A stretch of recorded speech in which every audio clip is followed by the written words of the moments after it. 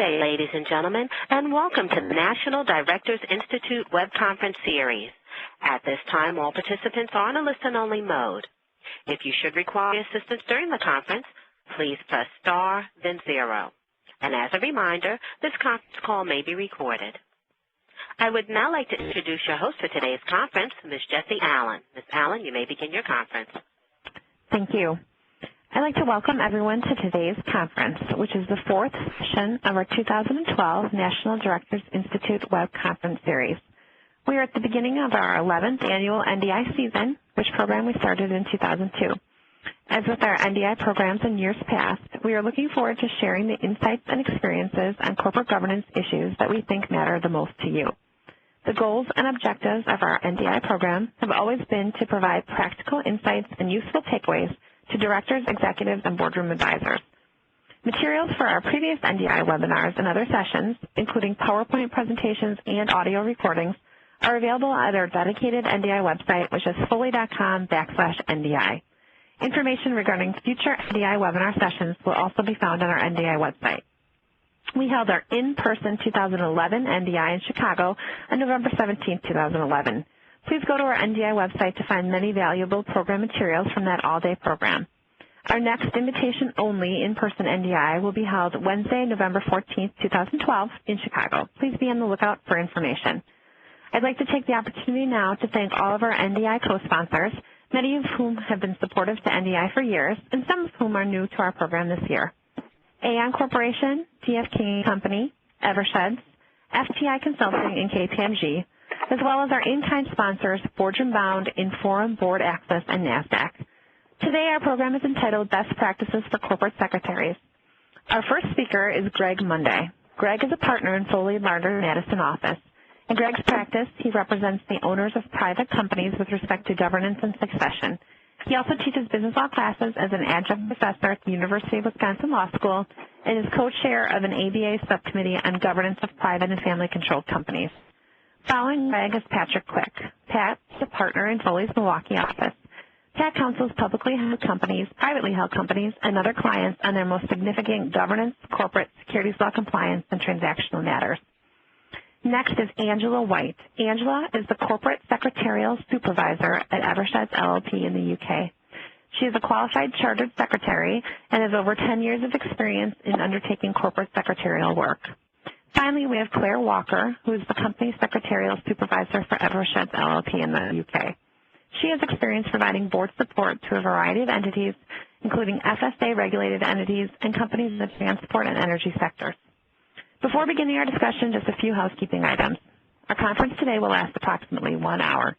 During this time, you may submit questions via the Q&A tab, which is located on your menu bar at the top of your screen. We will try to answer questions at the end of the program, but if we run out of time, we'll follow up with you individually after the conference.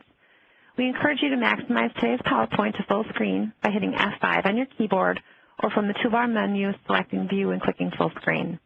If you would like to print or save a copy of today's PowerPoint presentation, you can do so by selecting the printer icon at the bottom right-hand corner of the screen. Foley will apply for CLE credit for you after the conference. If you have not yet supplied your CLE information, please email it to Jennifer Bartz at jbartz, B-A-R-T-Z, @foley.com. Note that you must log on to both the audio and video conference portions to obtain CLE credit. Also, it can take 6 to 8 weeks for us to obtain all CLE approvals, and we appreciate your patience. And now, finally, I will turn the microphone over to Greg Monday of Foley & Lardner, who will begin our program. Greg? Thank you very much. We are going to discuss these topics today in a panel format. Each of the speakers has a very different perspective on this topic of best practices for corporate secretaries. And before I get into the specific topics that we're going to discuss, I just kind of want to go around the table, a virtual table, and have each of the speakers give a brief summary of what their practice is like. Pat? Thank you. This is Pat Quick. As Jesse noted, I represent public and private companies in their governance matters with an emphasis on public companies. So I'm familiar with corporate secretarial practices at public companies, and obviously the role of a corporate secretary in a company like that can be very broad and reaches to disclosure and other matters which we won't get into in this context, but I regularly advise corporate secretaries and executive officers and boards of public and private companies on these matters. Angela? Hi, I'm Angela White. I work in the corporate secretarial unit at Evershed, based in the UK. We have two sides to our team. We have a UK team which carry out annual compliance requirements for our UK clients. We also have an international team which project manages the corporate compliance requirements for our overseas entities, where they have quite a lot of subsidiary companies, and we project manage the compliance in each of the countries in which they operate. Claire? Yeah, so I also work alongside Angela in the UK team of Evershed. But as I say, we have a large team that do sort of the international side.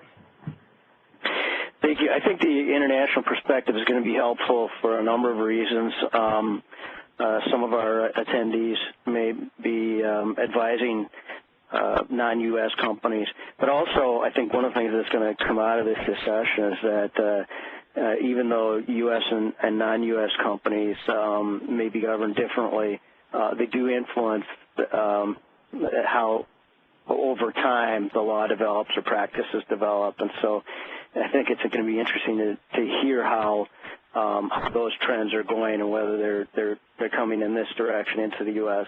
or we're exporting some practices. My practice is very different from Pat's and the Evershed's attorneys. My practice is primarily focused on private companies and particularly family businesses, anywhere from promising startups to mature billion-dollar family companies. And the secretaries I work with, some of them are GCs, but some of them are family members who are put in a role where they don't have a whole lot of experience, and maybe the family hasn't really emphasized governance issues. So I have stories coming from a perspective of kind of here's what not to do, and when I see a case where something has gone wrong from a governance standpoint, it really catches my eye, and so I'll be mentioning a few of those today. We have, I'm sorry. Greg, it's interesting from the perspective of how a public company is different from a private. Obviously, public companies have a host of shareholders that can raise questions and potentially sue directors and officers. So there's a greater possibility of litigation or challenges along the way, and probably in most cases more at stake from a dollar perspective when dealing with a public company. But the issues that arise in the pure corporate secretarial context can be very similar. If you have a closely held business that has 10 family members that run it, all it takes is one family member to raise some questions and challenge some things that they don't like in what they see the company is doing, and lo and behold, you have exactly the same sort of problem that a public company has. So the context and facts are a little bit different, but the story is the same. Yeah, the public company is not likely, when you have an angry family shareholder, you're not likely to find a public company shareholder who can get angrier or go on more of a war path than a family. Exactly. So, and part of it is a private company, you can be somewhat lulled to sleep because, oh boy, it's a family enterprise, we have nothing to worry about. So in some respects, there's a greater risk with a private company because there might be less attention to the formalities. Absolutely, and with a public company, you have other reasons. I mean, there are regulatory reasons that you have to follow formalities. With a private company, they don't have that, and so it is something that's easy to get delegated and forgotten about. So today's topic, so we've got a slide up on what we're going to be talking about, and what we'll do is for each Each topic will have a heading slide, and then we'll go into some questions and citations and things like that that we think are important. This is not, in 1 hour, it's not intended to be a total overview or secretarial practices 101, but it's rather we put our heads together and came up with things that we thought were key issues, potential traps, and things that we find ourselves advising our own clients on most often. So let's get into the first topic right away, and that is the effective and accurate documentation of corporate action. And so the broad question to start out with there is what purpose do the minutes serve? What is the Secretary trying to accomplish by recording the activities of the board? Well, as the slide notes, the minutes serve a number of purposes, including a reference for directors to remind them of what they have approved in the past. It also evidences the processes that the board went through and the considerations that they took into account in taking their action. In addition, the minutes provide reference for officers on the types of authority that the board has given to them, and that is so very important to understand the authority and limits that officers face.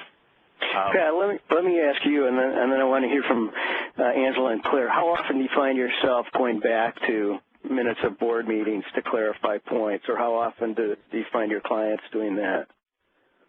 Good question. To a large extent, it is rare, but when it happens, it's obviously very important. In part because people remember what was in the minutes, and there might be other policies, for example, that flow from what the board has authorized. In some cases, it's just director action, let's say approving a credit agreement, and then that's kind of self-operative as far as how the credit agreement unfolds. In other cases, if there's authority for borrowing or corporate guarantees and the like, you can look back at that sort of resolution fairly regularly. Would you analogize it almost to sometimes legislative history? Yes, and also in some ways to references to articles or certificate of incorporation or bylaws. This is obviously more tailored to the times and details than those overall governing documents, but in some respects they serve the same purpose. Angela and Claire, what's your experience about returning to minutes? Yeah, it's very similar, really. So in most cases, when that happens, it is to check sort of matters such as things like relevant delegated authorities, specific dates when something occurred or when approval was granted, or for instance, quite often if it's like a budget approval, so commercial matters, checking exactly the level of the amount or and those sorts of things. So it's definitely sort of an important thing to have all those sorts of decisions accurately recorded for that reason. Okay, that's consistent with my experience as well. Okay. More and more, the case law confirms how important it is to have good minutes showing the record of how directors deliberated and approved certain actions. And this is, in a way, and we'll talk more about minutes as we go, but in a way this is a company's and directors' best chance to state the record from their perspective, because from there it will only be challenged. And courts look very closely at what is in minutes in terms of how the board fulfilled its duties. Yeah, I think the classic case on that is the Smith v. Van Gorkum, and that's an unusual case for a number of reasons, but clearly one of the principal elements of that was that there was a transaction that the board did not spend sufficient time reviewing in the eyes of the court, and the directors were held personally liable for that. To summarize part of the holding. The court said where the board members were given no materials or information in advance of the board meeting to vote on a merger and approve the merger based primarily on a 20-minute oral presentation, that just was not sufficient for the board members to be fulfilling their duty of due care. I've also cited a couple of Delaware general corporation law statutes there that I think also support this point. One is the due care statute, 141 sub E, that talks about a member of the board of directors and also committee members may be fully protected and relying in good faith upon the records of the corporation and upon such information, opinions, reports, or statements presented to the corporation by any of the corporation's officers, employees, et cetera. So obviously it's helpful to have in the record of deliberations of the board what kinds of reports were presented, what both oral and written. And then in addition, if you think about the loyalty, potential breach of loyalty claims under DGCL section 144, approving transactions with interested directors, it says that a transaction with an interested director will not be voidable solely by reason of the fact that it is with an interested director if, and then one of the options is the material facts as to the director's or officer's relationship or interest and as to the contract or transaction are disclosed or are known by to the board of directors, and the board in good faith authorizes the contract or transaction. So again, those are examples of transactions or deliberations where it's really important to get the appropriate background in there and make a record that you are following these disclosure requirements or due diligence requirements for making a decision. So certainly in the UK, because the duties of the directors are now set out in statute, a lot of companies ensure that they have appropriate wording in the minutes to record that the directors carefully considered the matter, that it was in the best interest of the company, and sometimes the minutes are a little more lengthy just because they need to make sure that all these matters are observed. Right, so let me clarify that, and Pat, I'd like to get your opinion too. I mean, is it enough to make a conclusory statement that the board gave this due attention and considered the matter for 2 hours and then finally voted on it? Or do you put in more detail about what factors they were considering and pros and cons, or does that go too far? Well, there's no perfect answer to that question. I would like to try to include the types of things that they discussed, maybe not necessarily list them in a pro versus con fashion, but at least the general subjects without necessarily highlighting how they fit into the discussion. But it is important to include some flavor of the discussion, so more than just a conclusory statement. I like the idea of including the amount of time spent.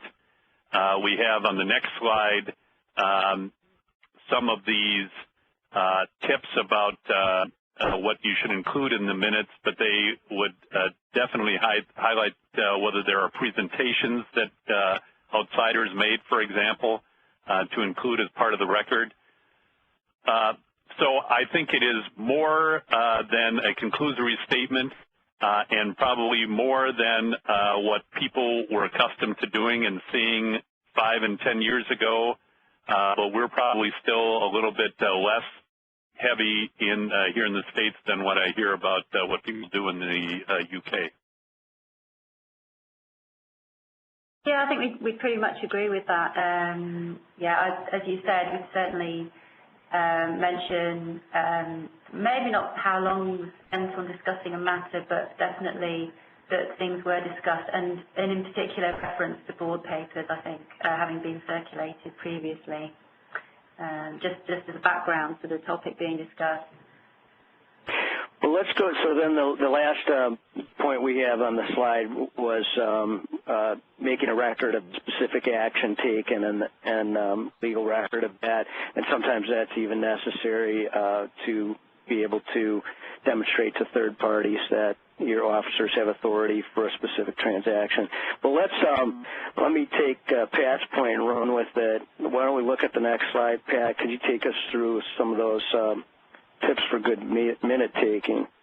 Sure, and I'm not going to go through each one, but there are cases clearly where, and the Disney case is one that comes to mind, where a case ended up going to court and being dragged out in the courts for a fair amount of time because the minutes, to be direct, sucked on the subject. And so it's very important to approach this very carefully, especially the process.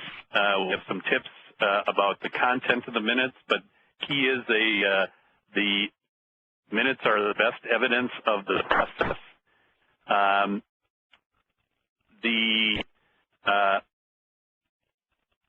The slide includes other tips on how to draft.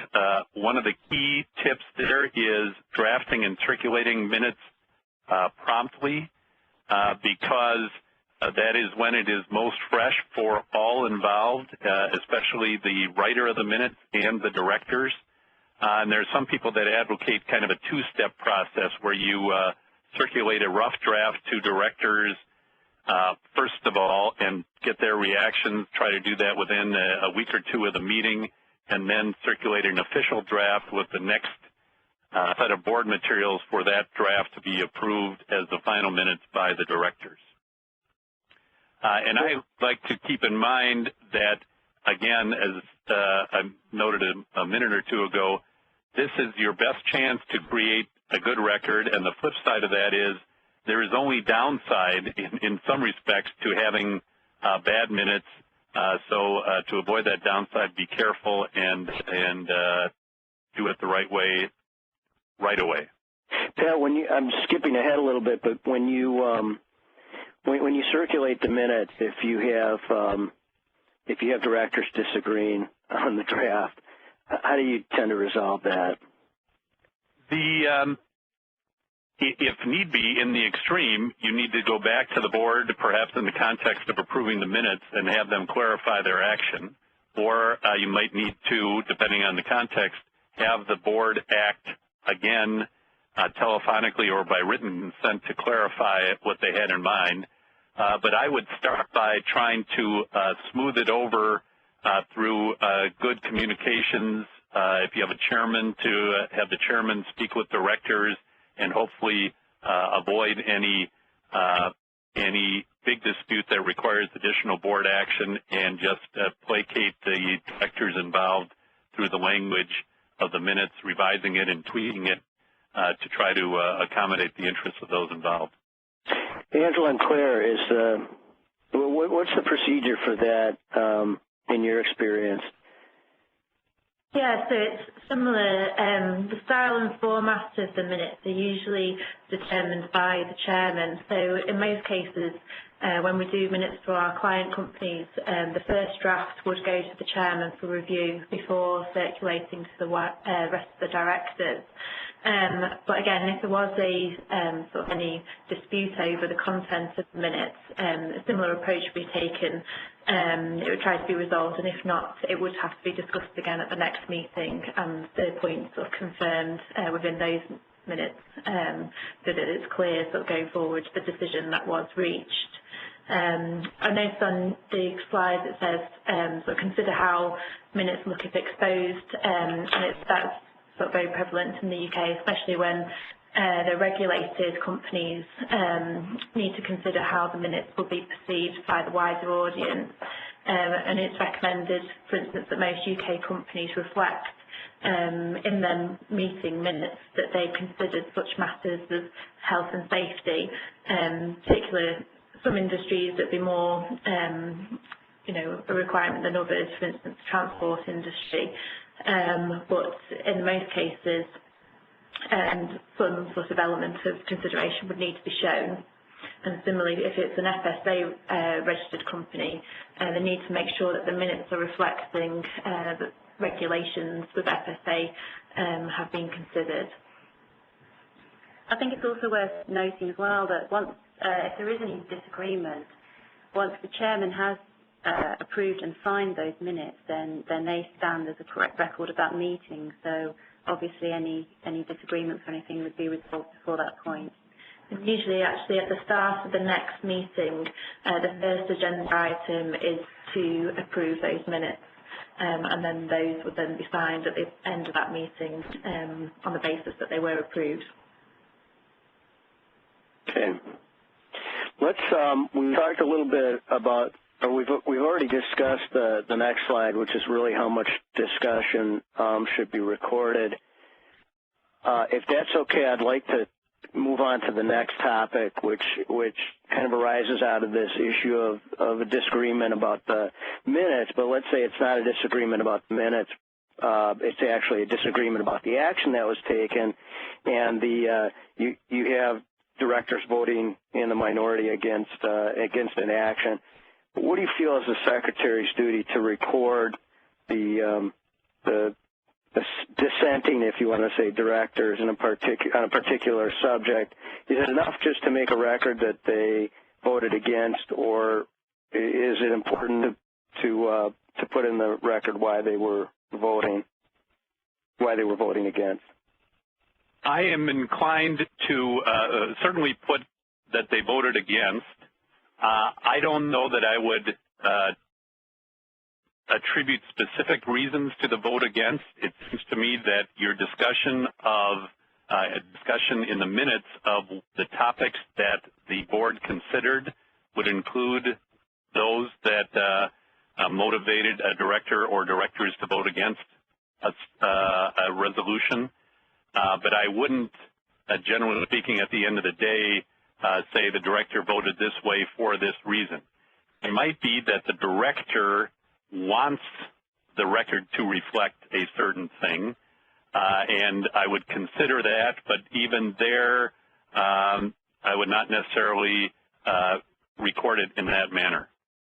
Yeah, Pat, on the previous slide, it says do not attribute as to debate, and you're saying in the minutes you generally don't like to attribute certain comments to particular directors. Correct. Ultimately, for the reason you cited, you would note a director who voted against the matter, but for the most part, the discussion would just indicate that it was among directors, and various directors raised this issue or that issue, but not attributed along the way to particular directors. Same is true for questions or answers that are part of the discussion. Yeah, that's how I handle it as well, and I've cited a California case there, Francis TV Village Green Owners Association, and what that is it's about potential third-party liability. I mean, directors being sued by third parties for torts, but I find that really it's the same for shareholder litigation or derivative lawsuits. If a director has voted against an action, that's pretty much enough to protect him against liability that arises out of the action. And just quoting from this California case, it says, corporate directors cannot be held vicariously liable for the corporation's torts in which they do not participate. Liability, if any, stems from their own tortious conduct, not from their status as directors or officers of the enterprise. So what I think is that it's enough to record if a director is opposed to an action. If you go beyond that, you might just be making the case for liability for the other directors. I don't think that's really the Secretary's role there. Agreed. Okay. Let's move on then to attorney-client privilege. And one of the thoughts on that arose out of our previous discussion on drafts and disagreements about the minutes is I have seen situations where draft minutes draft minutes were introduced into litigation as evidence, and even there was a dispute after the fact as to whether the final minutes really reflected the action that was taken. But certainly if you have draft minutes and then the attorney reviews them and cleanses some confusing or offensive or inappropriate material out of there, how do you ensure that those draft minutes still aren't going to see the light of day in litigation? And then also, how do you draw the line if you've got an attorney on the board or an attorney advising the board? How do you preserve attorney-client privilege there? Well, unfortunately, there are no no tricks, no silver bullets to maintain the privilege in all cases. I think the starting point, the key is to consider in advance of the board meeting, first of all, and then as part of the drafting process, consider the privilege and how it fits in. The first bullet raises the question, who is present for the presentation? If you had outsiders, non-directors, non-officers, but outsiders such as an independent auditor, that's an easy case of a situation where you're likely destroying the privilege, or you could have other outsiders, investment bankers, similarly could get you in trouble in terms of the privilege. So if you have outsiders present in the meeting, there's no, you've probably waived the privilege right there and then. So the starting point is thinking about what advice you want to shield with the privilege and making sure you're doing the right things from the outset to maintain that privilege. And then you get into the drafting process, and to me, the best way for the to cloak a draft of minutes is to share the draft with counsel, addressed to counsel for review by counsel, ideally before you're sending it around to all the other directors, but definitely before you share it with third parties in a way that might cause privilege problems. Ultimately, the best practice is to avoid having advice in the minutes because, and rather include a reference to the fact that counsel addressed the board and a brief reference to the subject matter, and then memorialize it perhaps in a memo from counsel to the board or to the secretary. Another thing I like to do in the minutes is if there is an attorney on the board who's giving legal advice at any particular time, I like to note in the minutes that the director is speaking as an attorney for the company. I mean, hopefully that relationship is also there, but that they're providing legal advice so that that later you can at least make an assertion that this was privileged discussions, privileged communications. Does that issue come up, Claire and Angela, in the UK? Yeah, so it's similar that in the meeting minutes should reflect those that are present as directors and those that are just attending the meeting as an invited party. One thing that might be of interest is that in litigation cases, we have known examples where the Secretary's written notes from the meeting have been used as evidence. So not even just the drafted sort of minutes sort of prepared after the meeting. So it's quite important that those notes are sort of kept sort of with the board pack papers on a longer term basis in case that any sort of matter like that did arise. But in the normal course, meetings with the directors would only be inspected by the directors or the auditors of the company, and so anybody else sort of doesn't have an automatic right to inspect the minutes. That raises a difficult point, which we have on one of the later slides, but I'll raise now, is do you advise directors not to take their own personal notes during a board meeting? because those notes may be Yeah, I mean, I suppose directors usually take notes to maybe make a point of any actions that have arisen for them to carry out. We certainly don't really advise directors not to take notes. Personally, I haven't come across a case where notes have been required in a litigation or anything to see, what was noted then, because obviously the minutes are the record of the meeting, so we would always go from that starting point. But I've not come across anything where directors had to submit notes of a meeting that they've made. Pat, what's your feeling on that? Are notes of directors discoverable? Yes, they are discoverable, and I think it happens. And it back to kind of first base where I started a few minutes ago.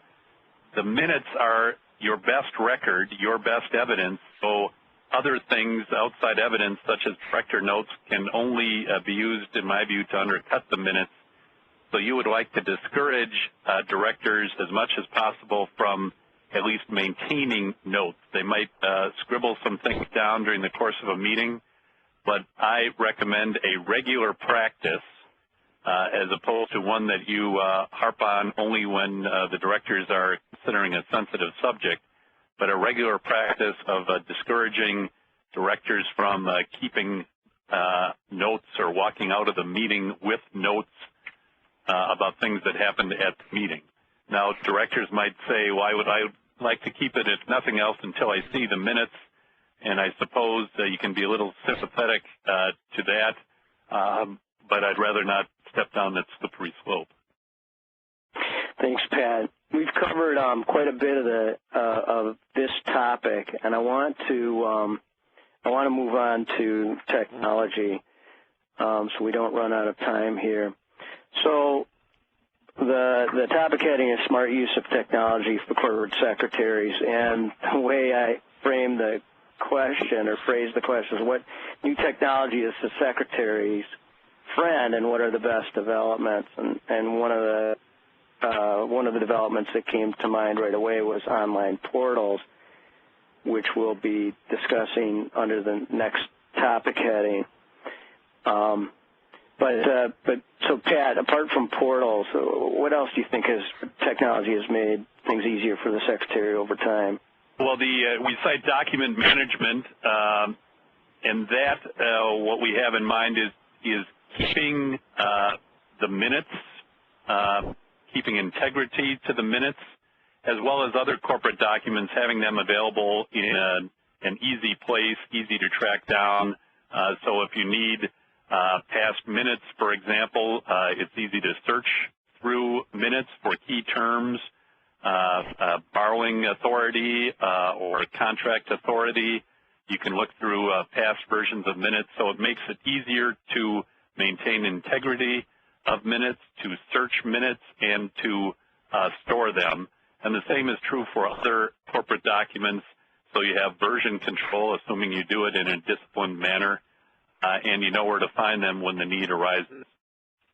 The list also includes entity management, and especially for more far-flung organizations, that is a huge task, and the formalities differ from jurisdiction to jurisdiction, and a lot of people's lives were made easier as entity management software and services came into life.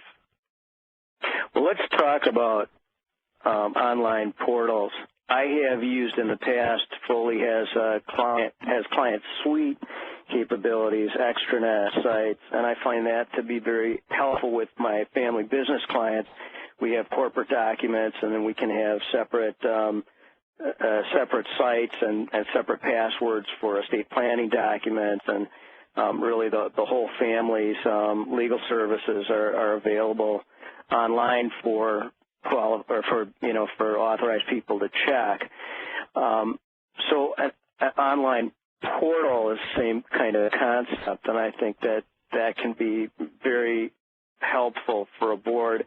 And some of the things that you were talking about just now, Pat, with the minutes and the key corporate documents, one of the cases I cite there, this Smith case from Delaware this year, Delaware Chancery Court. This is kind of a funny little case where a director was seeking advancement for payment of expenses of litigation, and he was arguing that the bylaws provided him with advancement provisions, and the company was arguing that it didn't.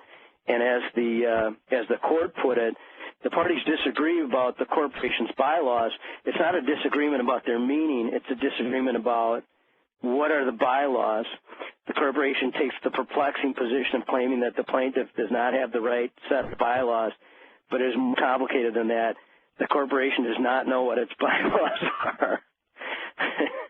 And it's a two-page decision basically saying if you can't find your bylaws, then you've got a problem. So obviously, if you can keep them, if you can keep electronic copies of important corporate governance documents online, that prevents that kind of confusion, but also prevents answering, a lot of phone calls or emails from time to time that we get asking, when we have to ask our secretaries to send copies of documents to directors or officers over and over again. It sounds like, Claire and Angela, you have some experience with online portals. Yes, that's right. So we do find most of our multinational clients either maintain their own online portal for entity management or sort of use it through ourselves.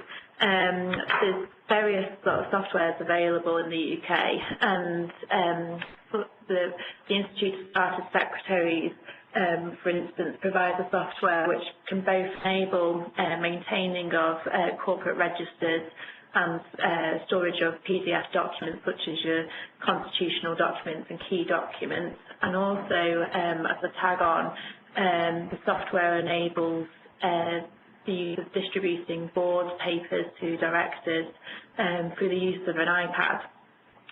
That same software is also used for electronically filing documents straight with the registrar of companies, which is becoming increasingly popular here in the UK, just for ease of speed and efficiency. But so there definitely is a trend towards the electronic route for various aspects of the company secretary's role. There are sort of many jurisdictions that do stay with the paper option. I think in the UK we prefer the electronic route, but there are many jurisdictions that is much more of a paper exercise, but we can only see advantages really. I have a follow-up question for you, but I have a responsibility to our New York CLE credit applicants to read this announcement. Those seeking New York CLE credit are required to email the following 5-digit code to Jennifer Bartz at jbartz, that's JBARTZ, at Foley, FOLEY.com. The code is INLWX.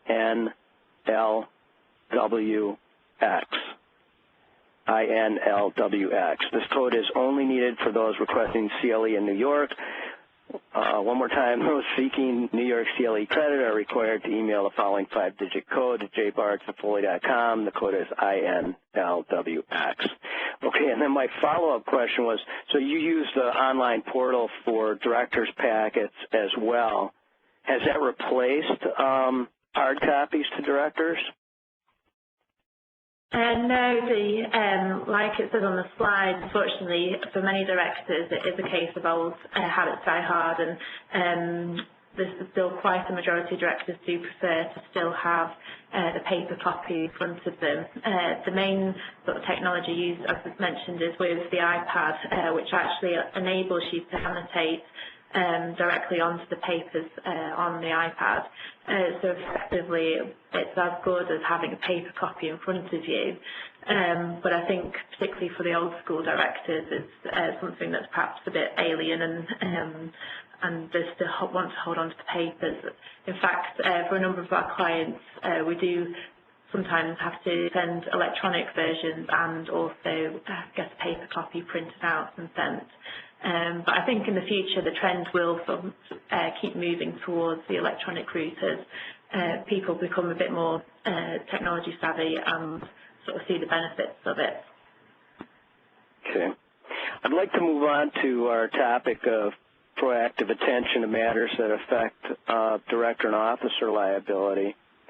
And one of the things to point out there is that the governing documents, having governing documents, appropriate governing documents in place can provide exculpation protection for directors and officers for due care claims, can provide up-to-date or what I would say state-of-the-art indemnification provisions. And that's something that I think the governance committee should watch, but I think that the secretary should watch that as well. And the law does change from time to time in the jurisdiction that the corporation is incorporated in, or the LLC is organized, or a subsidiary might be organized in. And so I think it's really important to keep an eye on the developing law in that area and make sure that, when appropriate, that the governing documents are updated and that the exculpation and indemnification provisions are in place where they should be. And then also we talked about the importance of the minutes with regard to protecting directors and officers against liability claims. It's also, and going back to the case where the corporation could not find its bylaws. I mean, these would be difficult conversations to have with the directors if you're a secretary, and just through your inattention, they have exposure to liability they didn't think they had. And Pat, those are my thoughts on that topic. Do you have any other? I would simply add that although the secretary may not have a substantive role in board decisions, and that can vary obviously from company to company, but at a minimum, a secretary can help from this procedural perspective and adhering to formalities. If something is a board decision, have the board decide it. Don't be loose and have officers decide it, because that just blurs the lines.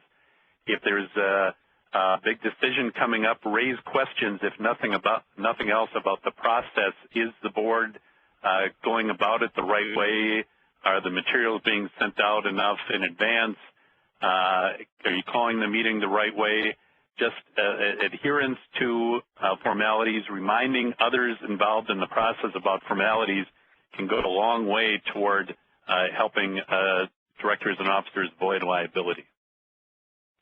One other area where the secretary can affect director liability is in one of our later topics, which is proper incorporation and qualification. And there's a case that I've cited there called Taylor v. ComCredit, and it's a Texas case from 2010. And it was a case where a foreign corporation's qualification lapsed in the state of Texas, and then the company got sued, but because it was no longer recognized by the state of Texas, the directors were basically there was no corporate action. In other words, there was no actor at the corporate level, and so the liability fell right on the directors, actually, in that case. So that was just an administrative matter that the secretary should have been taking care of, and that oversight led directly to director exposure to liability. Director orientation is our next topic, director orientation and education. And this is always a fun challenge and adventure in the family business context. But Pat, could you talk about what, for a public company, you view to be a good director orientation program? Sure, and the slides note a few of the key points, but the idea is to give the director a good baseline, because in fact the director's duties attach the moment he or she first steps into the boardroom, if not before.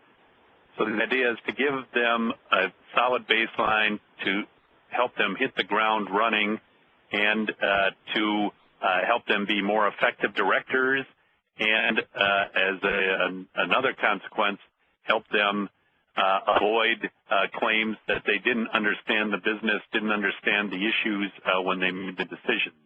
So we hit the high points on director duties. As far as the company is concerned. Actually, Pat, could I just wanted to interrupt and talk about confidentiality for a minute. So in the context that I work in, a lot of times we have inexperienced directors, family members, or we have people who are serving on a board who in maybe a smaller market or business community. And so it is very important to my clients to drive home the confidentiality responsibilities. And sometimes, I should say, the majority of times, we have directors sign a confidentiality agreement when they become directors, just so that even though they do have confidentiality obligations outside of, I mean, even without signing something, it sticks in their mind a little bit more. It formalizes it. And then for some family companies where we have family board members who really don't have a whole lot of sophistication or don't have experience on other boards, we might actually ask them to renew their confidentiality commitment on an annual basis as part of our annual housekeeping. And we find that it's not legally required, and you wonder really what's the enforcement mechanism sometimes, but it does remind them of that responsibility. I'm sorry, Pat. Go ahead. I'd just like to mention that we, in the UK, certainly, we don't really come across these confidentiality agreements. I don't know whether it's something more common in the US. I think in the UK, because we have set duties for the directors, the company, I think it's usually covered up elsewhere. But yeah, I just wanted to mention that. Thank you. Pat, you were...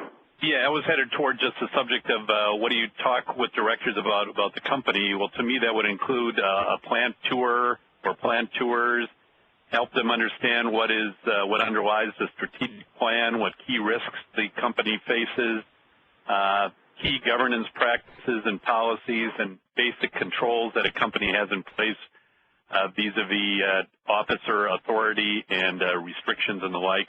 Have them meet key personnel and walk them through financial statements and critical accounting policies and practices that come up in the company's financial statements, even if they're not on the audit committee or headed toward the audit committee. That's a good place to start to give them a good foundation. The slide also talks about getting information to directors between meetings, and I think that can be very helpful. To me, there is a fine line between getting them just the right amount of information and getting them too much information, because with the latter, you risk that they won't read anything, that they'll ignore things, and that could be detrimental under the wrong circumstances. What do you think is the most helpful information to provide them? Is this industry updates, or are these company specific? I would say both, especially the company specifics, to let them know about key developments, just so that they're not surprised, and it helps them think about what they should focus on as they approach the next meeting. Okay. Let's move on to the next topic, which is the proper incorporation and qualification. And we've already hit on this a couple of times, the importance of making sure that that state filings are up to date, are kept current, the fees are paid. I mentioned a couple of cases down there. I already talked about the Texas case, and then this other one, GC Quality Lubricants. That was a case where the state filings were not kept up to date. The company was administratively dissolved, and the company had a lawsuit against a third party, tried to bring the lawsuit, and was basically denied access to the court.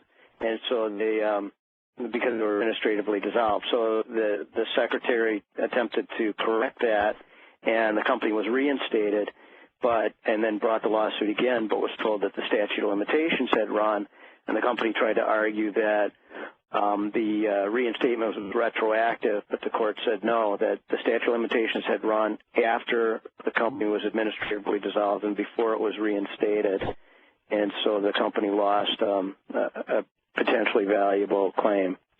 Again, the secretary probably had some explaining to do. Other reasons, Pat, to keep up your filings? Well, there can be tax implications as well, and in part it goes to just maintaining formalities. If you get sloppy in one place, that tends to carry over to other places as well. And what about Angela and Claire, internationally? What kind of filings? Yeah.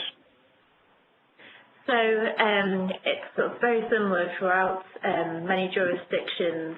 In the UK, for instance, if there are certain changes which wouldn't take effect until they'd actually been filed with the registrar, so for example, changing a company name or changing the registered office address of the company wouldn't be effective until it had been processed. Also, if you don't meet your annual sort of filings, the registrars will sort of start to take action against the company, for instance, striking the entities off the registers. It's quite a important thing to notice that in many jurisdictions, it's no longer a requirement to actually have a formal company secretary appointed, but the duties of the secretary remain, such as processing the filings and maintaining the statutory registers. There are also, in many jurisdictions, penalties that can be incurred if proper filings aren't completed. For instance, in the UK, the late filing of company accounts, and sort of every jurisdiction has its own sort of relevant penalties and requirements. So is there a best way to manage all of these requirements if you're doing business in a lot of different jurisdictions? Well, just for a bit of marketing, and in our international team, we have a worldwide compliance product. It's kind of online database for clients for a nominal fee, whereby they can get access to the local jurisdiction requirements. So, for instance, how to change a director in India, or how to change a company name in I don't know, any other country. We've got quite I think there's over 75 countries where we have information on local filing requirements. But yes, there's no sort of easy sort of route otherwise. It's, you know, each jurisdiction it varies in terms of the way sort of filings are made, the number of filings to be made. So really, you do need to sort of seek advice. Yeah, and even here in the U.S., it's just not sufficient to wait for cards to come in from the Secretary of State reminding you to do your annual filings. It really helps to have some kind of software or electronic system of making sure that's all in order.